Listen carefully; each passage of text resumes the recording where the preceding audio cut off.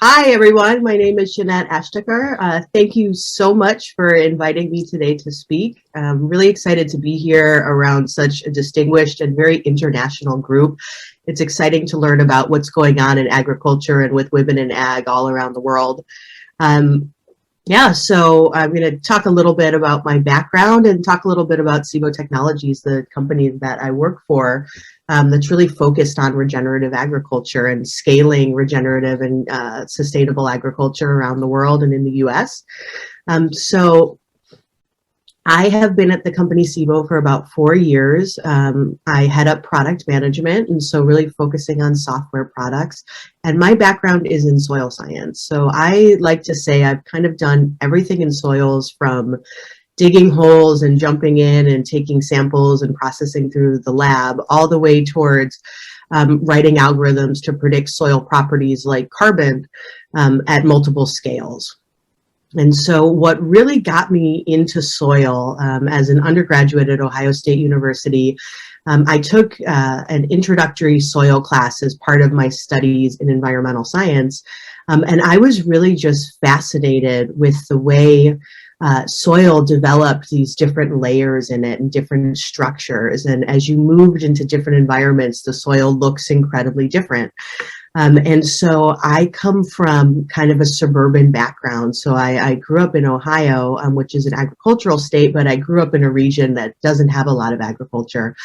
And so I wasn't initially drawn to soil because I come from a farming background. I was drawn to soil because I found it so incredibly fascinating.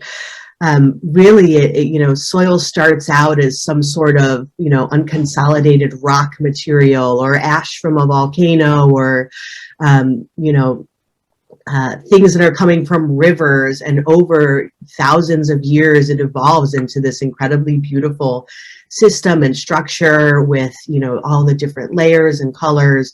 And I really wanted to understand what drove making that happen, why soil evolved the way it does. And so I focused on what's called pedology. And pedology is kind of the fundamental study of the form and function of soil. So how did soil form? What is it made out of? How did it evolve over time? How do you map it? How do you name it and classify it? And as part of that, I started to really gain an understanding of the importance soil has to our society and to our agricultural systems. And this is where my interest in agriculture really started to evolve. So instead of thinking about soil kind of in the abstract as this amazing substance that's made out of biology and chemistry and physics all coming together, I started thinking about soil as a medium for food growth and to support societies around the world, and really how that impacts, agricultural ecosystems. In the United States, farmers are actually taxed based on the soil type. So they pay more property taxes for a better soil type. So as part of my master's degree, I did a lot of work focused on crop modeling. So how can we test different types of crop models, mechanistic crop models where we're simulating the day-to-day growth of a plant? How do we test them to determine if they're capturing the variability of soil well enough? And my research was actually funded by the Department of Taxation in Ohio. So after completing my master's degree, I went to work for the tax department. If anyone's worked for a state tax department before, it's not the most exciting place to work. But I did get to talk to a lot of farmers. And this was really my first experience outside of the academic world, working with the farming community. And, it really showed how relevant soil is to the day-to-day life of farmers and our agricultural system. And so I would, talk to growers all day on the phone who were angry about their tax rates because the state had just recently increased taxes for, the entire farming community across the U.S. And I was really taken aback by how, these soil surveys that were completed in the U.S. starting in the 1950s all the way through the 1990s were being used to assess tax rate for growers, in the 2000s. And it drove me to want to create better soil data so that, I knew how, accurate or inaccurate a lot of these maps were that were being used to assess taxes, but I don't think the growers really did. And so I wanted to work towards making better soil information to kind of benefit growers, as well as to help inform better management decisions. So the way soils are kind of traditionally mapped and classified around the world and in the US is kind of based on how they look the same. These soils look similar, they have similar structure, they have a similar pH, and it's not really based on how they perform in agriculture or what they're best used for. And so I started working with a professor at Purdue for my PhD, really focusing on what we call functional soil mapping and soil classification. And the idea is to classify soils and map soils based on how they function similarly, not based on how they look different. And in the process of doing my PhD, I wound up developing some algorithms to be able to predict soil properties using a very small number of samples. So kind of a big issue, and I'll talk a little bit more about this in a few minutes when I talk about regenerative agriculture and soil carbon. A really big issue in soils is sampling, because it's costly, it is very time consuming. Having been a graduate student collecting thousands of samples in the field, it's not the most enjoyable activity all the time. And so I did a lot of work focused on, okay, how do we choose the most optimal places in the landscape to select a soil sample so that we don't have to, go out and take a large number of samples. And traditionally, soils have been sampled kind of in a grid, where you have a systematic grid, and every 10 meters, you're going to go take a sample. So what I focused on was developing algorithms really based on the shape of the landscape. So digital elevation models are able to tell us, the elevation across a farm field and how it changes. And those changes in elevation are really driving water dynamics across the field. So in a low spot in a farm field, water accumulates, and those are the areas that are typically darker in color because there's more carbon in the soil. And so what we want to do is make sure to sample all of these different environments in the field. So we want to sample the low spot and we want to sample the high spot. And that's kind of, in general, how we think about doing kind of more smart soil sampling technique or a zone-based sampling technique. And so as part of that, once we took the samples, we then develop algorithms to be able to predict the soil properties. So we maybe have 10 soil samples in a large farm field, but we want to have a high resolution map of the entire field and its properties at different layers. And so a lot of the work I did was around in developing algorithms to interpolate between those sample points to come up with high resolution soil maps. And at the time, this was in the late 2000s, really what was becoming a huge topic was soil carbon, and a lot of the funding and interest was associated with carbon in soils. And what's interesting is at the time that wasn't really focused on climate change. It was more focused on just understanding that carbon is great to have in the soil. It has a lot of amazing properties.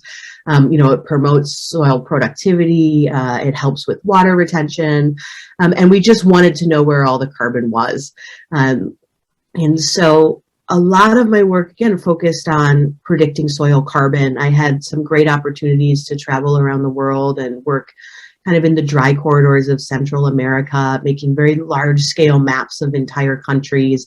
And then I also got to work in the small scale, in the precision ag world of developing a 10 meter or 5 meter high resolution spatial soil map of carbon for farmers. And that can be used for things like zone management.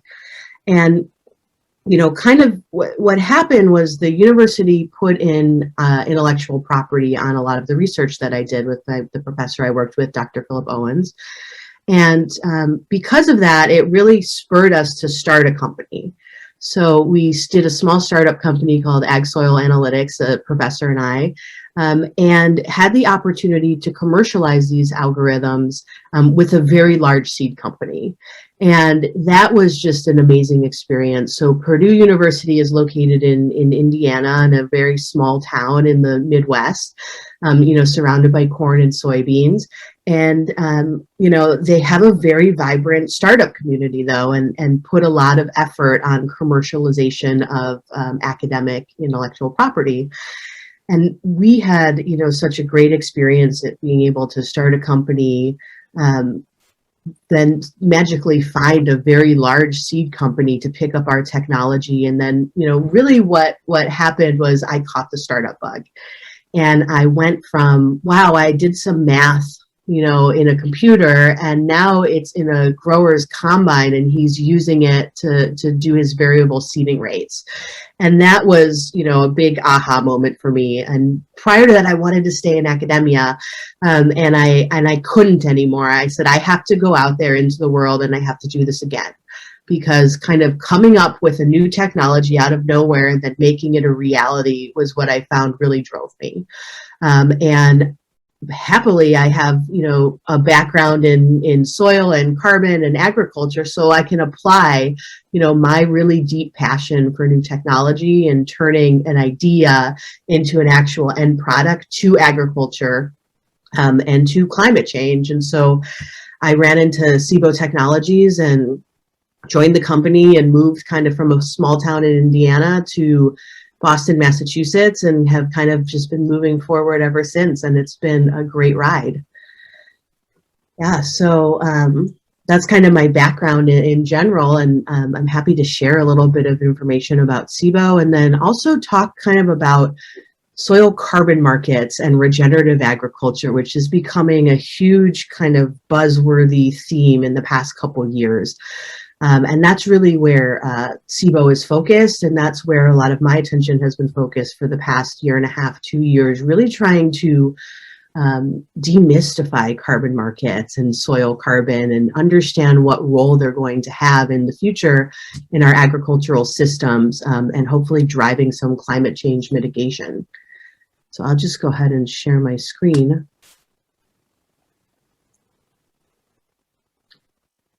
All right. So just a little bit of background on Sibo.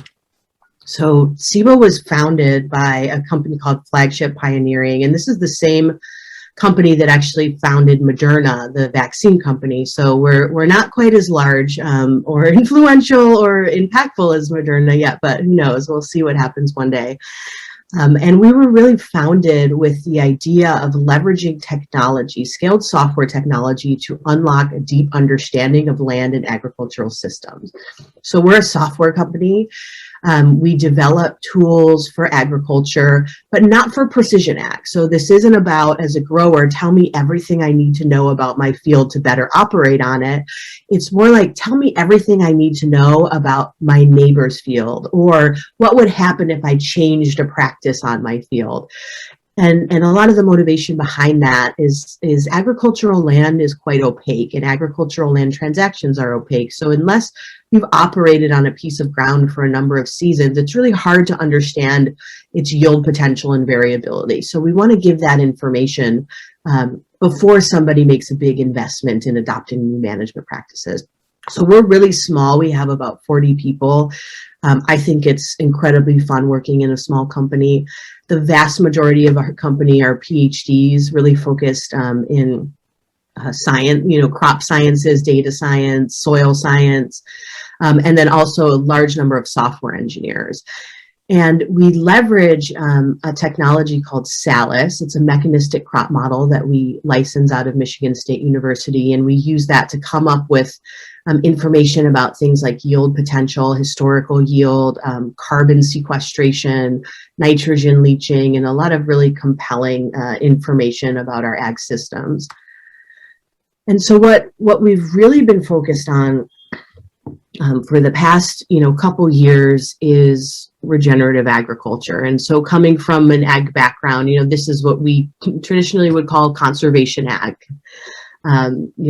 it's kind of just taking off under this kind of new branding and expansion of regenerative agriculture. And so our mission today at Sibo is to bring, the technologies and information required to farmers and to the companies that work with farmers to help expand the adoption of these regenerative, sustainable agricultural practices. And the reason is because they promote healthy soil systems, and healthy soil systems promote resilience to climate change. They promote food security. They promote better economic returns to growers. And so some of these practices include things like reduced till or no-till. So, fundamentally keeping the soil in place instead of mixing it up and exposing it to oxygen, which causes carbon loss. It includes things like reduced chemical usage, so using less industrial fertilizers. Largely, at least in the US, we over-apply fertilizers because we're, have this great economic advantage of being able to go out and buy enormous amounts of fertilizer. And so using less or using better or different types of fertilizer. A big trend that's happening now are things like microbials and biologics and different types of sustainable fertilizers. That'll be really interesting to see what happens over the next, n number of years related to these new green fertilizers. And then cover crops, that's a really big one. So again, keeping the ground covered and increasing crop diversity, switching up rotations, having different crops in the field at any given time. And really, these practices have many benefits, and a big piece of them is increasing or maintaining carbon within soils. And so the reason to go do these practices isn't just because, I'm going to get carbon in the soil and I could potentially sell it on a carbon market. I'm going to improve the agricultural system. I'm going to promote long-term sustainability. But kind of the buzz that's been happening and the hype that's been happening over the past couple of years has really been around carbon markets, and in the US specifically voluntary carbon markets. And so we don't have, national legislation associated with regulation around how much growers can emit, or really very much around how much companies can emit in terms of greenhouse gases. And so a voluntary market has arisen. So when we see companies, like Microsoft or Starbucks, say that they're going to reduce their emissions significantly, they either have to, in the case of Microsoft, they have to go out and buy carbon offsets from somebody who's sequestering carbon from the atmosphere, or in the case of someone like Starbucks who's not buying offsets, they need to actually reduce their Scope 3 emissions, or the emissions that take place within and around their agricultural supply chain. And one of the ways that this is starting to materialize of how you can meet these reduction goals is to promote the adoption of regenerative practices and then quantify how much carbon is being sequestered in the soil because of these practices and how much emissions are being avoided. So because I'm doing these better practices, I have a less overall carbon footprint, and I could potentially be drawing down carbon from the atmosphere, turning it into something like a cover crop, incorporating that cover crop into the soil where it will remain for some amount of time, and help mitigate the effects of climate change. And so, the reason, again, that's driving a lot of the attention is that there's potential money to be made in carbon markets. Today, the price for soil carbon is around $20 a ton. You can imagine generating on an annual basis, if you go from no regenerative practices to some regenerative practices like no-till or cover, anywhere between half a ton to a ton of CO2 equivalent in carbon credits. So it's a potential revenue stream for growers. It also builds resilience into our ag system. So having more carbon in the soil promotes better productivity. So the soil's better able to hold on to fertilizers and chemicals so they don't leach out and go into waterways. And we have significant issues around the world and in the US related toward the leaching of nitrogen and phosphorus into water systems, which have actually caused massive, large dead zones in the Gulf of Mexico where fish can no longer be harvested. All because of the agricultural practices in the Midwestern United States. And, additionally, carbon in the soil creates better soil structure. And so what happens is in a flood, we have these really big macro pores if there's a lot of carbon, so water can drain out efficiently. But in a drought, we have a lot of micro pores, so those micro pores hold on to the water, and we're more resilient to drought as well. And the reality is that climate change is occurring, but also it has already occurred. The climate has changed. And it's evident around the world with, increase of severe weather events. So flood and drought are here to stay, and we need to build agricultural systems that are resilient to them, while at the same time trying to, decelerate or stop the expansion of more climate change. And so in ag-based carbon markets, they're not real yet. There's a lot of hype and a lot of talk, especially in US agriculture and European agriculture, about these things. But there's actually not a lot of ag-based carbon that's been generated and available for sale. It's largely a really big story right now. Lots of growers are trying to understand it and sign up for it and get involved in a carbon program, but there hasn't actually been a large number of financial transactions. And we want that to happen. We want these markets to materialize, but right now there's kind of a lot of issues holding it back that the industry is trying to overcome. And one is that soil carbon is really hard to measure. When you have to take things like bulk density samples and core samples, it can be expensive, and they're also not precise. If you take a soil sample, put it in 3 bags and send it to 3 labs, you get 3 different results. And so we need to be able to have low-cost sampling and also leverage models to quantify the amount of carbon in the soil. Another thing is that farming decisions are made annually. As particularly in the US, land is leased on an annual basis. So most farmers don't own the land they're operating on, and so they can't sign a long-term contract. So in carbon markets, there's this concept of permanence. The carbon's always going to be there. And in an agricultural system, it's really hard to say the carbon's always going to be there, because weather changes can affect carbon. Or if a grower, can't perform a certain activity in a year, that might result in the release of carbon. So for example, let's say it's really cold and the cover crop doesn't emerge. Then the grower would no longer, be eligible for the carbon market. And so we need to have markets and systems that actually function the way agriculture functions. Growers need to be able to make annual commitments and not be penalized for things outside of their control. A really big issue in ag-based carbon is that today it costs more money to produce a ton of ag carbon than it sells for. So the price has kind of just honestly randomly been set around $15 or $20 for a ton of CO2 equivalent, which is what's kind of bought and sold on the carbon markets. And in order to produce half a ton to a ton, it typically costs really around $30 to $100 an acre. And it'll sell, for maybe 20 or less, and the grower takes a much smaller cut of that. And so it's not a sustainable economic system. If we want this to scale, the price of carbon has to go up, or growers need to have access to more capital to fund the adoption of these new practices that lead to the carbon sequestration. And then there are just so many players popping up in the ag carbon space, and everybody wants to have a story related to it, and it's creating a lot of uncertainty with growers who don't know, what program should I sign up to, what practices should I be doing, should I get involved, should I sign a contract, and it creates uncertainty in the entire ag ecosystem and all of the big companies that work with growers, because their grower customers are coming to them asking for advice, and these big companies don't know what the answer is.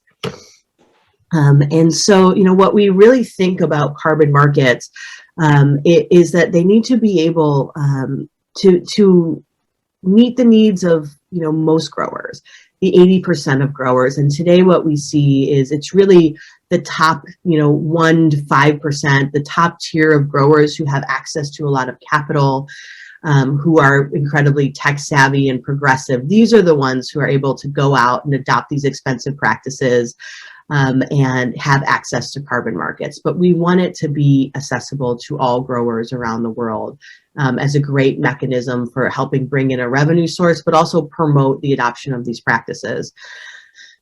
We also want recognition for growers who have already adopted great practices. And in the carbon markets and the offset markets, there's actually only room for growers who adopt a practice for a first time. So I'm converting from a conventional tillage system to no-till.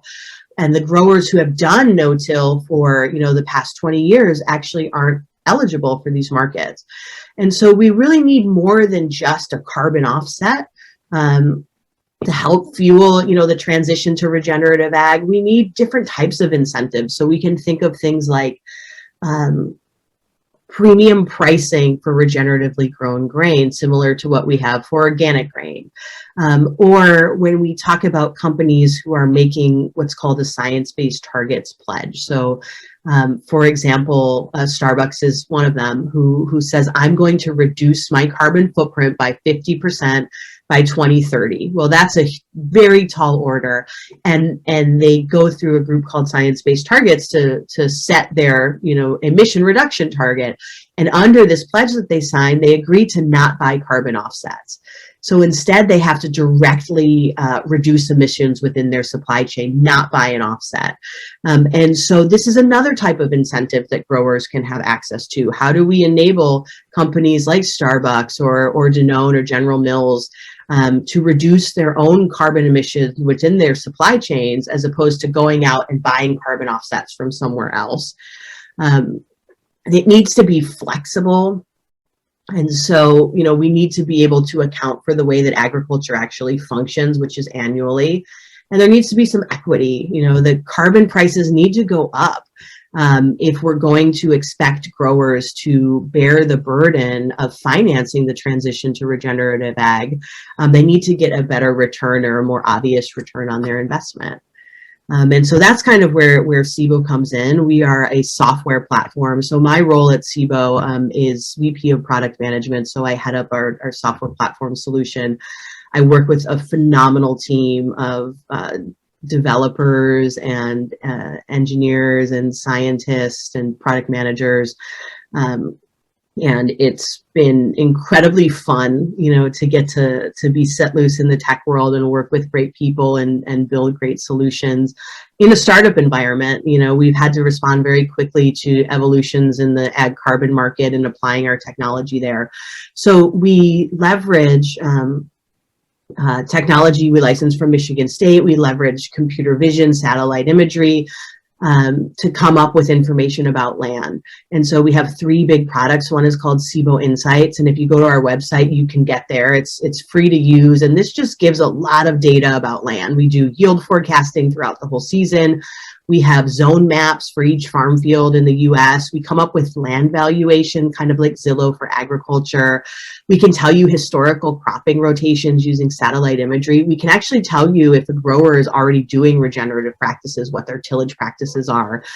And then we have another product called Sibo Carbon. And probably, I think in October, we launched a pilot program in 2020 to develop carbon credits from growers. And so we have these carbon credits available for sale on our marketplace, and you can buy carbon offsets directly from farmers. We're currently working to put carbon offsets on a major carbon credit registry as well. So end buyers of carbon offsets like to go through a few very well-established, what are called registries. So Sibo's doing a project with one of those big registries as well. And then the big product that we released just at the beginning of June is called Sibo Enterprise. And so our mission is to bring access to the technology needed to scale regenerative agriculture and the software technology specifically. And so Sibo Enterprises leverages kind of all the technology stack that we've built in a white label platform that organizations that work with growers can use. So for example, we're doing a pilot with an ag input company, and they're using the platform to be able to incentivize growers to adopt regenerative practices, to monitor what practices and verify the practices the growers are doing, and then to give them an incentive payment, and as well as quantify the impact those incentives have. So if I'm going to go out and pay a grower $10 an acre to plant a cover crop, I want to be able to quantify the emissions reduction incurred because that cover crop was planted. And that's what our platform is really good for. And really just fundamentally, the technology platform is made of three big components. One is the scientific crop modeling and ecosystem simulation, and this is what we license from Michigan State University. And this predicts the day-to-day growth of a plant as well as the day-to-day dynamics of carbon in the soil. We use this actually for yield forecasting as well. So if you go to our website and to our Insights product, you can actually click on any farm field in the Midwest in the US and get a yield forecast for it in real time and change some of the parameters and run the model yourself. Then we also use this component to quantify greenhouse gas emissions. So we can quantify greenhouse gas emissions, the carbon footprint of an individual farm field, very quickly and efficiently. So, we can click on a field, we can do this without growers putting in data and get an immediate assessment of the carbon footprint. We can modify the practices and then get a new assessment of the carbon footprint to figure out what our emissions reductions would be if we change our practices. And this also can tell us what our carbon credits and carbon offsets could be. And it's really valuable to be able to show this information to a grower or to an enterprise that works with growers before they make the commitment to adopt the practice or join a carbon market. We want growers to know right away what the potential is before they make the economic decisions. The other piece of the platform is computer vision and AI-based remote sensing. So we use satellite imagery, freely available satellite imagery, 10-meter sentinel data, coupled with deep neural networks and transfer learning to be able to identify practices occurring on the ground. So we use the scientific modeling to quantify, then we use the computer vision to verify. So we can see that they did the cover crop, we can see what type of tillage practice the grower has.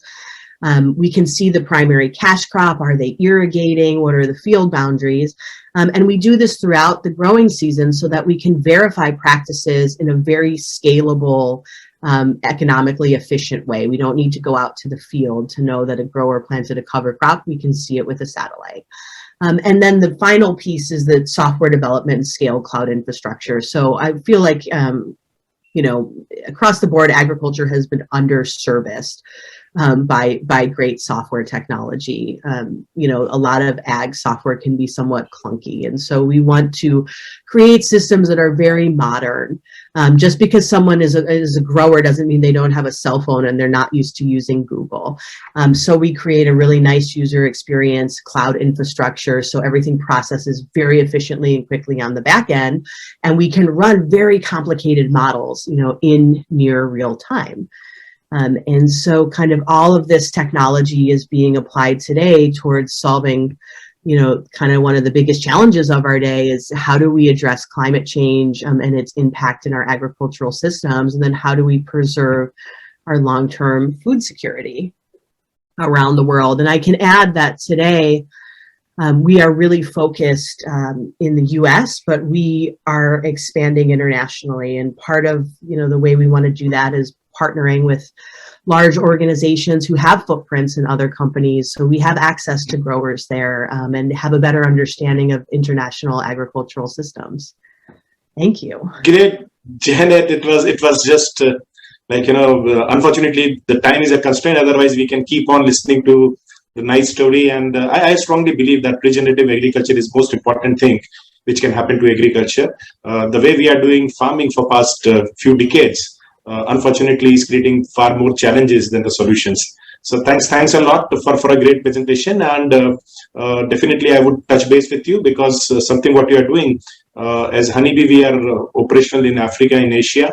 I know the farmers are smallholding farmers. It is more challenging to serve them, but I would love to take your technology to this part of the world and look forward to engage with your organization and see to it jointly we create a better world. So thanks a lot for the participation. Thank you. Thank you so much. Have a great day.